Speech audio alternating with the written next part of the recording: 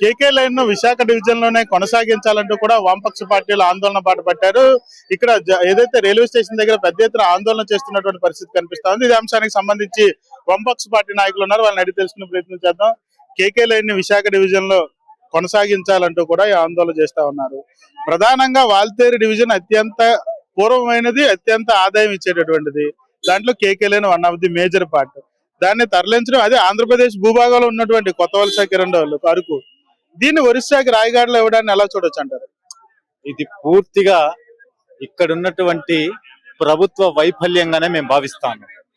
ఏదైతే ఆంధ్ర రాష్ట్ర విభజన జరిగిన నాటి నుండి విశాఖపట్నం రైల్వే జోన్ విషయంలో వామపక్షాలుగా కలిసి వచ్చినటువంటి అన్ని శక్తుల్ని కలుపుకొని పెద్ద ఎత్తున పోరాటాలు చేశారు. ఈ ఫలితంగానే ఇక్కడ ఉన్నటువంటి ప్రజల ఆకాంక్షలకు అనుగుణంగా విశాఖ రైల్వే జోన్ ఒక భారీ ఉద్యమంగా నిర్మాణం అయింది. ప్రభుత్వం ఆ రకంగా స్పందించిందని మేము అనుకునే సందర్భంలో ఇక్కడ ఉన్నటువంటి కేంద్రంలో ఉన్నటువంటి నరేంద్ర మోదీ ప్రభుత్వం, ఇక్కడ ఉన్నటువంటి చంద్రబాబు నాయుడు గారి ప్రభుత్వం, గతంలో ఉన్నటువంటి జగన్మోహన్ రెడ్డి ప్రభుత్వం, వీళ్ళందరూ కూడా నరేంద్ర మోదీ మాట విన్న నేపథ్యంలోనే ఇప్పుడు ఈ కేకే లైన్ ని ఈ ఆంధ్ర భూభాగంలో ఉన్నటువంటి రైల్వే దానికి సంబంధించినటువంటి వ్యవస్థలన్నింటినీ తీసుకొని పోయి రాయగడ రైల్వే జోన్ లో కలిపే ఒక ప్రయత్నం చేస్తా ఉన్నారు. ఇది పూర్తిగా ఈ ఉత్తరాంధ్రకు అన్యాయం చేయడమే అని చెప్పేసి మేము కమ్యూనిస్ట్ పార్టీగా భావిస్తా ఉన్నాం. అత్యంత ఆదాయం ఇచ్చే లైన్ ని తీసుకుపోయి రాయగఢ్ లో కలపడం వల్ల ఇక్కడ మీరు రైల్వే జోన్ ఇచ్చిన ప్రయోజనం ఉండదు. ఈ ప్రయోజనం ఈ ఉత్తరాంధ్ర వెనుకబడినటువంటి యువతకో, లేకున్నటువంటి ఇక్కడ ఉన్నటువంటి నిరుద్యోగ యువతకు, లేకపోతే ఉత్తరాంధ్ర అభివృద్ధికి ఇది ఏ రకంగానూ ఉపయోగపడదు. మీరు తల లేకుండా మొండేని ఇక్కడ పడేస్తే ఏం లాభం అని చెప్పేసి మేము కేంద్ర ప్రభుత్వాన్ని ప్రశ్నిస్తా ఉన్నాం. చంద్రబాబు నాయుడు కూడా ఈ విషయంలో గట్టిగా ఆలోచించాలని చెప్పేసి మేము విజ్ఞప్తి చేస్తాం. అలా కాకుండా మీరు నరేంద్ర మోదీకి డూడు బస్వన్నలాగా వ్యవహరిస్తే మాత్రం మరీ ప్రజా ఉద్యమాలు తీవ్రతరం అవుతాయి. ఇప్పటికైనా మీరు గ్రహించాలి. ఫిబ్రవరి 2వ తారీఖున బడ్జెట్ ప్రవేశపెడతామని చెప్పేసి నిర్మలా సీతారామన్ గారు ప్రకటించారు.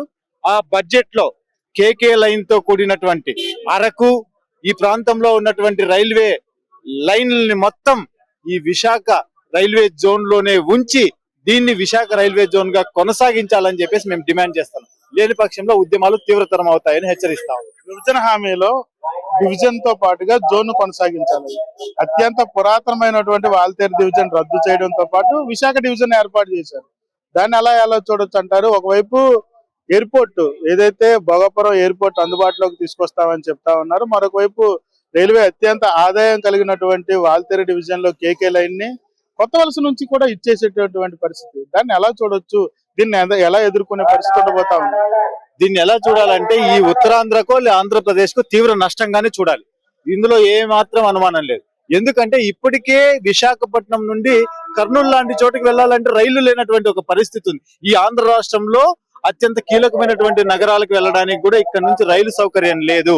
కాబట్టి జోన్ వస్తే కొత్త రైళ్లు, కొత్త లైను, కొత్త ట్రాక్స్ ఇవన్నీ వచ్చే అవకాశం ఉంది. లేకుండా మీరు రైల్వే జోన్ లో ఉన్నటువంటి కొత్త వలసనో లేకుంటే కేకే లైన్ నో తీసేయడం వల్ల ఈ ఉత్తరాంధ్ర ప్రాంతం మరింత వెనుకబాటుకు గురవుతుంది, నిర్లక్ష్యానికి గురైంది.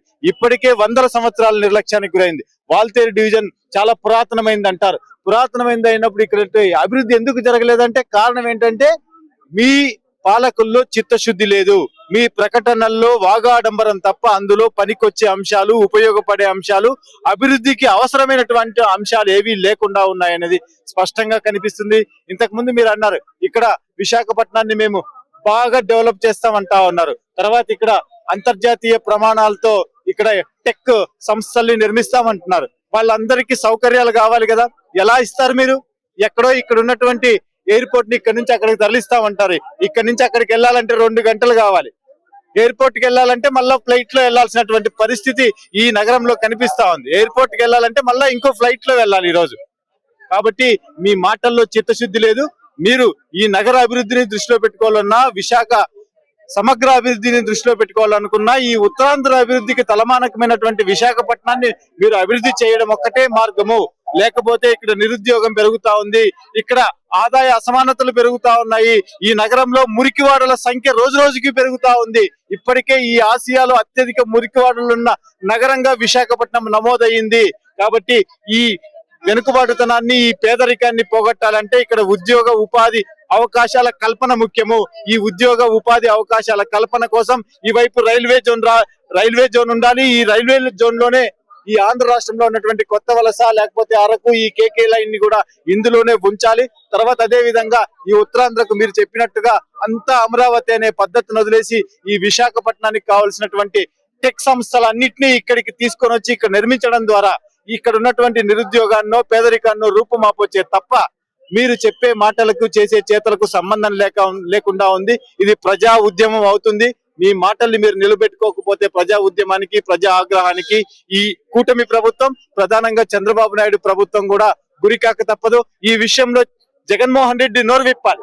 ఆంధ్ర రాష్ట్రానికి అన్యాయం జరిగితే ప్రతిపక్ష నాయకుడిగా చూస్తూ నేను ఊరుకుంటాను, నరేంద్ర మోదీకి వంత పాడతానంటే ప్రజలెవరూ సహించరు. ఈ విషయంలో అన్ని పార్టీలు నోరు విప్పాలి. గతంలో ఇక్కడ రైల్వే జోన్ విషయంలో ఒక సంఘంగా ఏర్పడి పోరాటం చేసినప్పుడు తెలుగుదేశం, వైసీపీ, ఈవెన్ బీజేపీతో కలిపి అన్ని పార్టీలు కలిసి పనిచేశాయి. ఇప్పుడు మీరు ఎందుకు నోరు విప్పరని మేము ప్రశ్నిస్తా ఉన్నాం. అధికారం మీదైతే ఒక రకం, అధికారం మీది కాకపోతే ఇంకో రకం అనే పద్ధతుల్లో ఈ పాలక ప్రతిపక్షాలు వ్యవహరించడం సరైనటువంటి విధానం కాదు. ఖచ్చితంగా అన్ని వర్గాలు కలిసి రావాలి, అన్ని రాజకీయ పార్టీలు కలిసి రావాలి. కేంద్రంలో ఉన్నటువంటి నరేంద్ర మోదీ ప్రభుత్వపు మెడలు వంచి కేకే లైన్ తోనూ తర్వాత కొత్త వలస అరకుతో కూడినటువంటి విశాఖ రైల్వే జోన్ ని నిర్మించుకునే లక్ష్యంతో మనం అందరూ కలిసి పనిచేద్దామని చెప్పేసి అన్ని రాజకీయ పక్షాలకి మేము సిపిఐగా విజ్ఞప్తి చేస్తా ఉన్నాం, పిలుపునిస్తా ఉన్నాం. మీరు చెప్పండి, రాబోయే కాలంలో చూడొచ్చు ఏదైతే కేకే లైన్ కి సంబంధించినంత వరకు కూడాను కొత్త వలస అరకుతో కలిపినటువంటి విశాఖ రైల్వే జోన్ ఏర్పాటు దిశగా అడుగులు వేయాలని, లేని పక్షంలో మరొక ప్రజా ఆగ్రహానికి గురయ్యే అవకాశం ఉందంటూ కూడా వామపక్ష పార్టీలు చెప్తా ఉన్నటువంటి సిచ్యువేషన్ కనిపిస్తా ఉంది.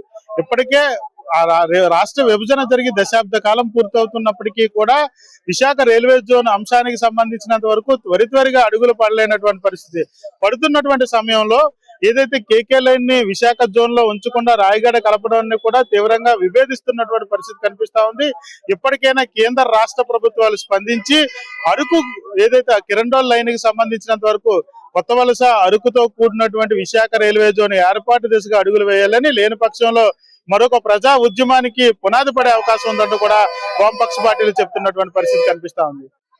రాష్ట్ర ప్రభుత్వాల తీరు ఎలా ఉంది, కేంద్ర ప్రభుత్వం ఎలా వ్యవహరిస్తుంది? దశాబ్ద కాలం నుంచి ఈ ప్రాంతం విభజన తర్వాత కూడా అన్యాయానికి గురవుతుంది. విశాఖ రైల్వే జోన్ అంశాలు కేకే లైన్ కొత్త వలస అరకుకు సంబంధించి ఎటువంటి నిర్ణయం తీసుకోకపోతే ఎలా ఉండబోతా ఉన్నది, ప్రజా ఆగ్రహం ఏ విధంగా ఉండబోతా? వాస్తవానికి ఈ ప్రాంత ప్రజల యొక్క ఆకాంక్ష విశాఖ కేంద్రంగా రైల్వే జోన్ రావాలని చెప్పి, ముఖ్యంగా ఉత్తరాంధ్ర ప్రజల యొక్క ఆకాంక్ష. ఎందుకంటే ఈ ఉత్తరాంధ్ర ప్రాంతంలోని ఎక్కువగా వలసలు ఉన్నాయి, నిరుద్యోగం తాండవిస్తుంది. ఈ ప్రాంతంలో ఉన్నటువంటి నిరుద్యోగం పోవాలంటే విశాఖ కేంద్రంగా రైల్వే జోన్ రావాలి, వస్తే ఈ ప్రాంతంలో ఉన్నటువంటి యువతకి ఉపాధి అవకాశాలు దొరుకుతాయి అని చెప్పి చాలా ఆశలతో ఆకాంక్షలతో 3 దశాబ్దాలుగా ఈ ప్రాంత ప్రజలు అనేక పోరాటాలు నిర్వహించారు. ముఖ్యంగా విశాఖ కేంద్రంగా రైల్వే జోన్ రావాలని చెప్పి రైల్వే జోన్ సాధన సమితి పేరుతో భారత కమ్యూనిస్ట్ పార్టీ సిపిఐ జాతీయ సమితి సభ్యులు కమిటీ జేవి సత్యనారాయణమూర్తి నేతృత్వంలో, ఆ రోజు ఆయన జిల్లా పార్టీ కార్యదర్శిగా ఉన్నారు, వారి నేతృత్వంలో పెద్ద ఎత్తున ఈ ప్రాంతంలో ఉన్నటువంటి ప్రజా సంఘాలు, రాజకీయ పార్టీలు, మేధావి వర్గాలు, జర్నలిస్ట్ సంఘాలు అందరినీ కూడా కలుపుకుని పోయి ఈ విశాఖ రైల్వే జోన్ సాధన సమితి ద్వారా పెద్ద ఎత్తున ఆందోళన చేసిన నేపథ్యంలో ఇక్కడే 2019 ఎన్నికల ప్రచార సభలో ప్రధానమంత్రి నరేంద్ర మోదీ వచ్చి చాలా స్పష్టంగా విశాఖ కేంద్రంగా రైల్వే జోన్ ఏర్పాటు చేస్తామని చెప్పి ప్రకటించాడు. ఆ ప్రకటించినటువంటి నేపథ్యంలో అది కూడా ఏది ఒక జోన్ ప్రకటించారు తప్ప ఆ ప్రకటించిన తర్వాత ఆ ప్రక్రియను ఎక్కడా ప్రారంభించలేదు. ఒక ఓఎస్డి నియమించారు. అలాగా దీన్ని చెత్తబుట్టలో వేసినట్టు కాగితాల మాదిరిగా దీన్ని అలాగా కంటిన్యూ చేశారు తప్ప ఎక్కడా కూడా ఈ రైల్వే జోన్ విషయంలోని కేంద్ర ప్రభుత్వం చిత్తశుద్ధితో వ్యవహరించలేదు. గతంలో ఉన్నటువంటి జగన్మోహన్ రెడ్డి ప్రభుత్వం అదే పద్ధతిలో వ్యవహరించింది ఈ జోన్ విషయంలో. ఇప్పుడు కూటమి ప్రభుత్వం, చంద్రబాబు నాయుడు నాయకత్వం కూటమి ప్రభుత్వం కూడా అదే పద్ధతుల్లో వ్యవహరిస్తుంది తప్ప ఈ ప్రాంత ప్రజల యొక్క ఆకాంక్షలు నెరవేర్చడానికి వీళ్ళకి చిత్తశుద్ధి లేదు. ముఖ్యంగా మరొకసారి రుజువు అవుతా ఉంది. ఎందుకంటే ఈరోజు విశాఖ డివిజన్ లో ఉండవలసినటువంటి ఆ కేకే లైన్ ఏదైతే ఉందో, కొత్త వలస కిరండోలు ఈ లైన్ ఏదైతే అరకు లైన్ ఏదైతే ఉందో, ఈ లైన్ నుంచే ఎక్కువ ఆదాయం వచ్చేటువంటి పరిస్థితి ఉంది. ఎందుకంటే గూడ్స్ రైల్స్ చాలా ఎక్కువగా ప్రయాణం చేస్తా ఉంటాయి. ఎక్కువ ఆదాయం వనరు వచ్చేటువంటి ఆదాయాన్ని అంతా తీసుకెళ్లి ఒడిశాకి తరలించుకుపోవడం ఎంతవరకు సమంజసం అడుగుతా ఉన్నాం.